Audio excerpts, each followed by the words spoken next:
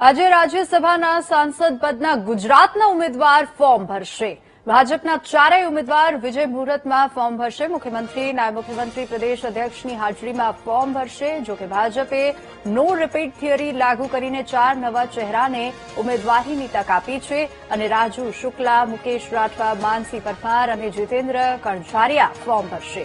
कांग्रेस के आप उम्मीदवार उभा नहीं राखे तेवी चर्चा है। कांग्रेस के आपना उम्मीदवार उभा नहीं राखे तो भाजपना उम्मीदवार बिनहरीफ विजेता जाहिर थशे।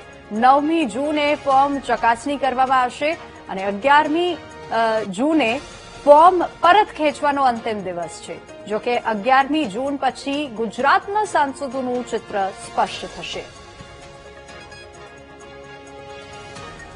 વધુ વિગતો સાથે સંવાદદાતા મેહુલ ફોન લાઈન પર જોડાઈ ગયા છે। મેહુલ, આજે વિજય મુહૂર્તમાં જ્યારે ઉમેદવાર ફોર્મ ભરશે, શું અપડેટ?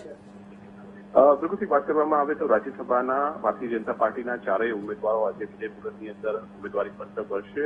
મુખ્યમંત્રી ભૂપેન્દ્ર પટેલ, નાયબ મુખ્યમંત્રી હર્ષ સંઘવી, પ્રદેશ ભાજપ અધ્યક્ષ જગદીશ વિશ્વકર્મા અને દંડક બાલુ શુક્લા સહિત સિનિયર આગેવાનો અને મંત્રીઓ જે છે તે ઉપસ્થિત રહેશે। આ બેઠક મહત્વપૂર્ણ જે ઉમેદવારી પત્ર ભરવાની જે મહત્વપૂર્ણ એટલા માટે છે કારણ કે ચારેય બેઠકો રાજ્યસભાના જે છે તે ભારતીય જનતા પાર્ટીના ફાળે જઈ રહી છે અને કોંગ્રેસની હવે એક પણ બેઠક રાજ્યસભાની અંદર ગુજરાતમાંથી નથી।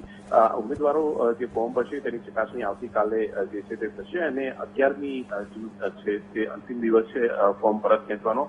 આ ફોર્મ પરત ખેંચવાના અંતિમ દિવસે જે ઉમેદવારો છે તેમને બિનહરીફ જાહેર કરવામાં આવશે। એટલે ચારેય બેઠકો ભારતીય જનતા પાર્ટીના ફાળે જશે। આજે ફોર્મ ભરવાની પ્રક્રિયા હાથ ધરાશે। જી બિલકુલ મેહુલ, આભાર સમગ્ર માહિતી બદલ।